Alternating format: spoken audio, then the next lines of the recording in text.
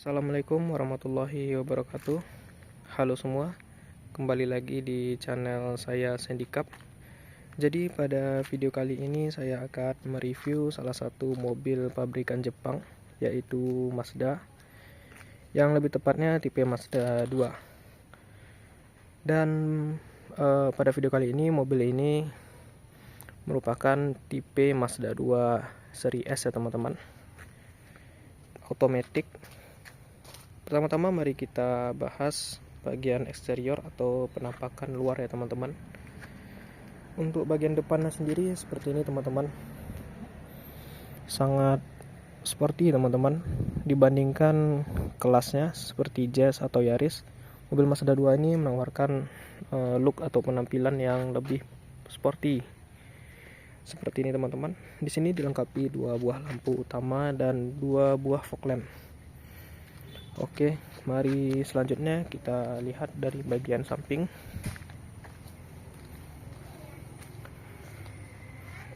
Untuk look dari bagian sampingnya seperti ini, masih terkesan dan terlihat sporty teman-teman.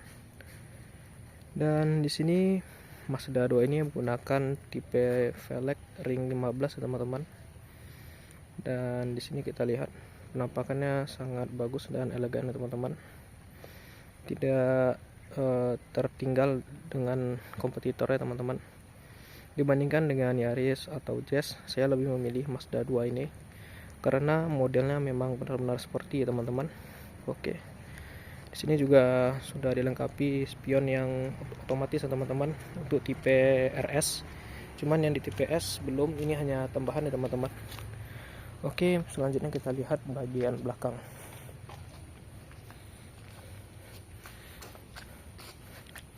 Seperti ini teman-teman penampakan dari belakang, bisa teman-teman nilai sendiri ya. Ini terlihat sangat sporty dan sangat elegan dibandingkan mobil sekelasnya dengan tahun yang sama seperti Jazz atau Yaris. Kalau model Jazz atau Yaris itu terlihat lebih bulat di bagian belakang ya teman-teman, terutama Yaris ya. Tapi ini tidak teman-teman, lebih sporty dan lebih agresif. Terlebih lagi ini juga sudah saya kasih kaca film sehingga lebih bagus terlihat lampu belakangnya teman-teman. Di sini juga sudah saya berikan aksesoris seperti spoiler nih ya teman-teman. Dan di sini juga terdapat 3 buah lampu rem, bagian kiri kanan dan bagian atas ya teman-teman. Oke, seperti ini teman-teman penampakan dari bagian belakang. Selanjutnya mari kita coba lihat bagian interiornya teman-teman. Pertama kita lihat bagian pengemudi. Oke, bagian pengemudinya seperti ini teman-teman. Kalau dari luar kita lihat di sini tidak sempit, sangat lega ya teman-teman, dan cukup luas. Oke, kita masuk teman-teman. Oke, ini bagian interior dari Mazda 2 non Skyactiv ya teman-teman. Di sini kita telah dilengkapi dengan 1 buah head unit yang sudah layar sentuh ya teman-teman. Dan di sini juga bisa menggunakan DVD ya teman-teman. Oke, kita lihat di sini juga diberikan bagasi tambahan atau tempat penyimpanan tambahan seperti ini teman-teman. Cukup luas ya teman-teman, tidak terlalu sempit, dia hanya panjang ke bawah ya teman-teman, sehingga ini cukup menurut saya. Oke. Dan di bagian pintu pengemudi juga terdapat beberapa tombol seperti tombol spion dan tombol window. Oke, seperti ini teman-teman. Dan untuk bagian kokpitnya seperti ini, bagian pengemudinya bisa teman-teman lihat seperti ini teman-teman. Untuk tipe S dia tidak ada tombol ya teman-teman, tidak seperti tipe RS. Tipe RS telah dilengkapi dengan tombol-tombol di bagian sininya seperti tombol volume atau tombol lainnya. Dan di sini speedometernya masih analog, belum digital teman-teman. Untuk kilometernya sendiri mobil Mazda ini telah menempuh jarak sebesar 113.956 km. Tidak terlalu tinggi untuk mobil tipe untuk mobil tahun 2012 ya teman-teman, itu cukup rendah. Dan transmisinya sendiri otomatis ya teman-teman. Oke, di sini juga dilengkapi 2 buah speaker ya, kiri kanan. Dan juga ada ruang celah dikit di bagian bawahnya untuk meletak botol air atau yang lainnya. Juga sama di sebelah kiri kanan ya teman-teman. Dan untuk bagian tengahnya di sini terdapat satu rem tangan dan terdapat satu buah port charger ya teman-teman. Dan di sini juga dilengkapi aux ya teman-teman, bisa ditutup dan dibuka. Dan di sini juga dilengkapi ada space ruang yang kecil teman-teman untuk meletak barang juga. Oke, selanjutnya kita coba nyalakan mobilnya.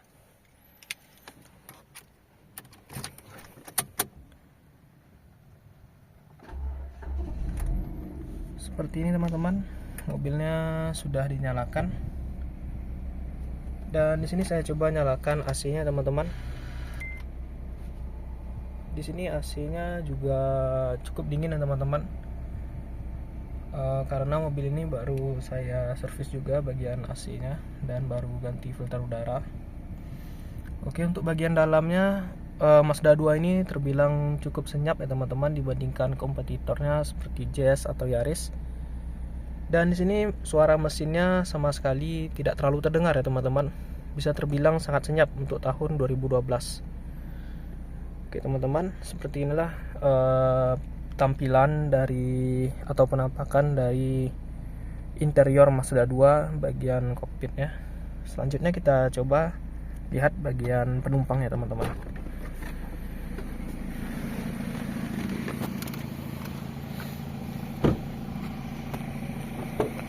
Untuk bagian penumpangnya seperti ini teman-teman. Pertama kita lihat di sini sangat luas ya, tidak sempit dan sangat lega. Di sini terdiri dari 2 kursi utama dan 1 kursi kecil di bagian tengahnya, dan dilengkapi 3 buah seat belt, 2 seat belt kiri kanan dan 1 seat belt di tengah. Oke teman-teman, kita lihat dari bagian sampingnya seperti ini, juga sudah menggunakan tombol ya teman-teman, dan 1 buah speaker sama seperti yang di ujung.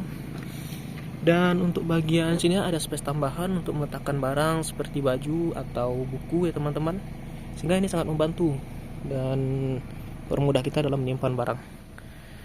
Oke, di sini saya juga menggunakan kulit tambahan ya teman-teman. Jadi yang robek ini bukan kulit kursi asli, tapi ini kulit kursi tambahan ya.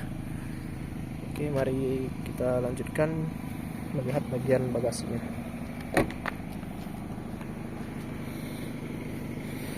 Untuk bagian bagasinya sendiri, bagian pembukanya ini otomatis ya teman-teman, sudah menggunakan motor ya teman-teman. Maksudnya itu sudah menggunakan kayak sejenis dinamo gitu teman-teman untuk membukanya, sehingga tidak memerlukan pembukaan secara manual ya teman-teman. Oke, bagian bagasinya seperti ini teman-teman. Sudah dilengkapi dengan 1 buah lampu yang sangat membantu ketika mengambil barang di malam hari. Dan di sini juga terdapat satu buah space untuk menyimpan dongkrak ya teman-teman, atau peralatan lainnya.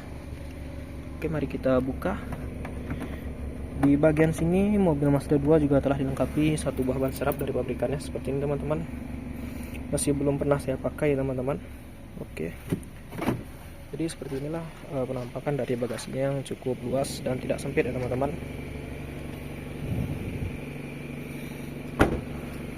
Oke, selanjutnya mari kita coba lihat bagian mesinnya.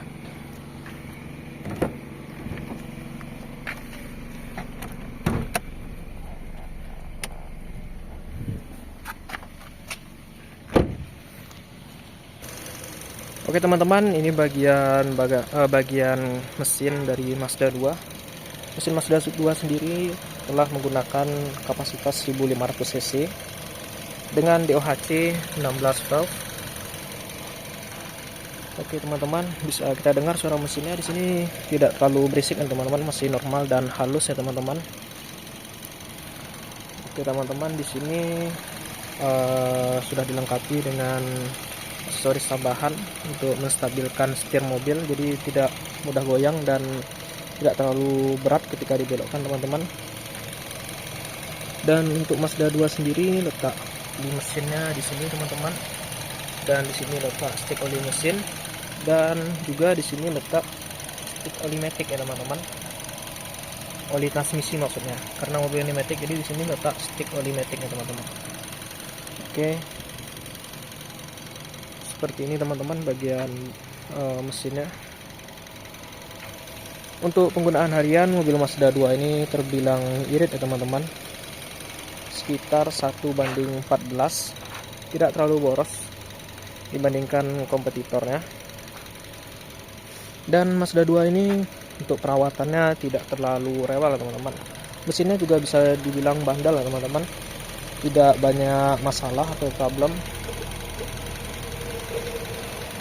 Jadi sangat direkomendasikan bagi teman-teman yang sedang mencari mobil, terutama mobil matic. Saya lebih menyarankan untuk mengambil Mazda, karena Mazda ini lebih sporty dan lebih banyak fitur dibandingkan kompetitornya yang lain seperti Jazz atau Yaris ya teman-teman. Dan untuk penggunaan olinya, jika teman-teman bertanya, ini mobil ini menggunakan oli sebanyak 4 liter ya teman-teman, karena kapasitas mesinnya juga sudah 1500 ya teman-teman. Oke, selanjutnya kita akan coba membawa mobil ini ya teman-teman. Oke, kita tutup dulu kap mesinnya. Oke teman-teman, kita coba mengemudikan atau test drive Mazda 2 nya. Di sini saya akan sekalian mengisi bensin mobil ini ya teman-teman, dan saya akan memberikan perbandingannya kepada teman-teman semua.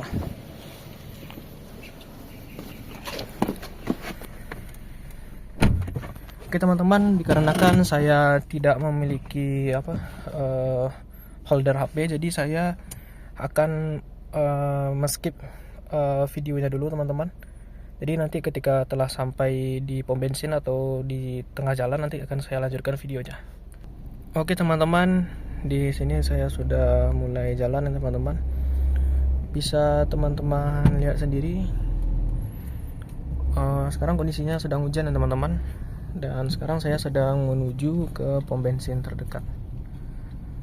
Oke, di sini kondisi jalannya tidak terlalu bersih teman-teman, dan juga banyak lubangnya. Dan bisa teman-teman dengar sendiri di sini bagian dalam interiornya mobil ini, suara mesinnya tidak terlalu berisik ya teman-teman. Dan paling mungkin mobil ini yang hanya berbunyi di bagian kaki-kakinya, karena juga cukup berumur mobilnya. Jadi itu merupakan PR yang harus saya selesaikan dengan cara mengganti kaki-kakinya. Bisa teman-teman dengar seperti itu bunyi kaki-kaki mobil yang telah rusak ya teman-teman. Dan untuk estimasi harga kaki-kaki Mazda 2 nya ini sendiri, mungkin di market online sekitar 2 jutaan teman-teman, untuk bagian kop depan kanan dan kiri ya, karena bagian itu yang rawan rusak ya teman-teman dari mobil Mazda 2 ini. Tidak hanya Mazda 2 tetapi kompetitornya juga begitu teman-teman, sangat rawan bagian kaki-kakinya kena ya teman-teman. Oke, kalau untuk bagian mesinnya bisa kita dengar di sini teman-teman, karena jalannya juga sudah mulai halus. Di sini tidak terlalu berisik ya teman-teman suara mesinnya, dan bisa dibilang sangat senyap teman-teman dibandingkan mobil kompetitor lainnya seperti Jazz ataupun Yaris teman-teman. Dan untuk penggunaan harian, mobil ini konsumsi bahan bakarnya tidak terlalu boros, hanya 1:14 ya teman-teman, atau 1:13. Dan terbilang irit ya teman-teman untuk mobil tua tahun 2012. Dan ini juga memiliki banyak faktor ya teman-teman yang membuat bensin mobil itu irit. Pertama bisa dari filter udara, bahan bakar, ataupun oli ya teman-teman. Biasanya mobil yang olinya telat diganti atau filter udaranya tidak pernah diganti atau tersumbat ya teman-teman, itu konsumsi bahan bakarnya lebih boros, dikarenakan ketika pembakaran membutuhkan oksigen ya teman-teman. Jadi karena kurangnya oksigen, mobil ini otomatis mengambil lebih banyak bensin supaya menghasilkan pembakaran yang lebih banyak teman-teman. sehingga membuat bahan bakar menjadi boros.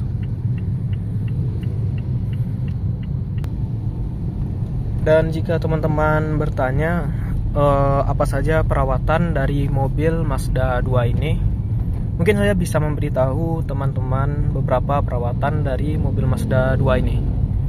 Yang pertama itu perawatan umumnya seperti pergantian oli yang dilakukan mungkin sekitar 7.000 km ya teman-teman. Untuk olinya sendiri saya ini menggunakan tipe oli yang kekentalannya berapa ya teman-teman, sekitar 5W40, dan itu biasanya digunakan untuk mobil-mobil yang kilometernya masih belum tinggi teman-teman. Jika digunakan di mobil yang kilometernya sudah tinggi atau sekitar 180.000, itu suara mesinnya akan terdengar jelas atau terdengar kasar, dan itu hal yang umum ya teman-teman. Termasuk hal yang wajar karena mobil itu kan memang harus digunakan, jadi wajar saja suaranya akan kasar suatu saat ya teman-teman. Oke, dan selanjutnya perawatannya yaitu pergantian oli transmisi. Lebih dikhususkan untuk mobil Matic, oli transmisi itu harus diperhatikan ya teman-teman, bagi mobil Matic dan juga mobil manual. Cuma mobil Matic harus diperhatikan karena menurut pengalaman saya atau beberapa informasi yang saya cari, mobil yang bertransmisi manual mesinnya lebih bandel atau lebih awet dibandingkan mobil yang transmisi otomatis atau otomatis di merek yang sama ya teman-teman, bukan merek yang berbeda, di merek yang sama. Karena mobil manual itu gunakan sistem kerja mesin yang lebih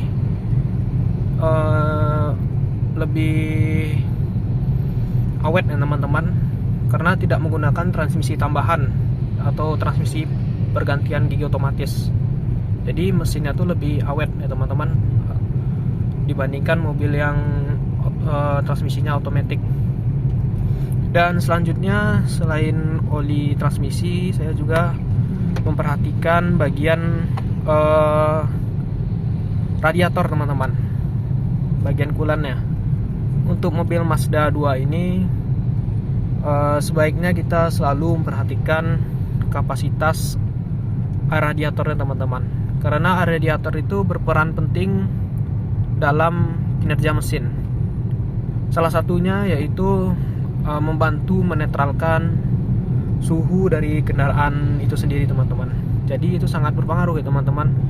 Dan tidak sedikit kasus yang terjadi pada kendaraan yang dimana radiatornya habis teman-teman, sehingga menyebabkan piston dari mesin tersebut bengkok teman-teman, atau memuai, yang bisa disebut kerusakan mesin teman-teman. Dan itu cara solusinya yaitu harus overhaul teman-teman, atau turun mesin, dan tidak ada alternatif lain. Jadi sebelum hal itu terjadi, kita harus mengatasinya dengan cara memperhatikan air radiator pada kendaraan kita. Selanjutnya kita juga memperhatikan filter udara. Filter udara ini mungkin di sebagian orang menganggapnya sepele ya teman-teman, padahal itu hal yang sangat penting teman-teman bagi kendaraan teman-teman sendiri. Filter udara itu bisa mempengaruhi konsumsi bahan bakar ataupun kinerja mesin teman-teman. Kenapa bisa? Karena ketika filter udara misalnya teman-teman kondisinya tersumbat atau banyak penumpukan kotoran, itu bisa menyebabkan konsumsi bahan bakar menjadi boros.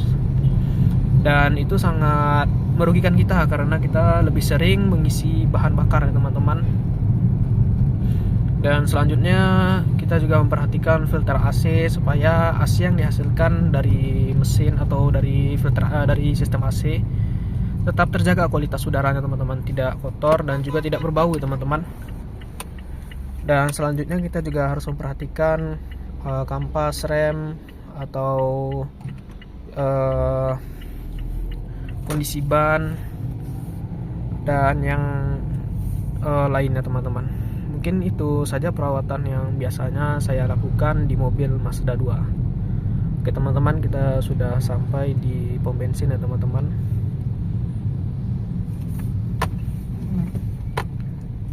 Di sini saya akan mencoba mengisi menggunakan Pertalite ya teman-teman. Kita akan mencoba menghitung seberapa irit kendaraan Mazda 2 ini dan seberapa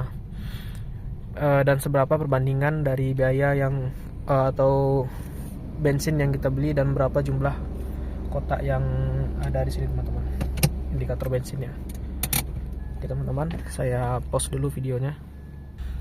Oke teman-teman, di sini saya akan mencoba mengisi 150.000 ya teman-teman, sekitar 15 liter. Dan di sini kita akan lihat perbandingan liter bensinnya dengan jumlah kotak pada indikator bensinnya. Mobil ini selama ini sudah saya gunakan kurang lebih setahun ya teman-teman. Dan menurut pengalaman saya menggunakan mobil ini selama ini belum ada masalah. Dan juga perawatan mesinnya tidak rewel ya teman-teman. Jadi sangat cocok bagi teman-teman yang mau mencari mobil pertama. Jadi saya merekomendasikan mobil ini ya teman-teman. Karena ini mobilnya juga bisa terbilang mesinnya bandel ya teman-teman, tidak mudah rusak.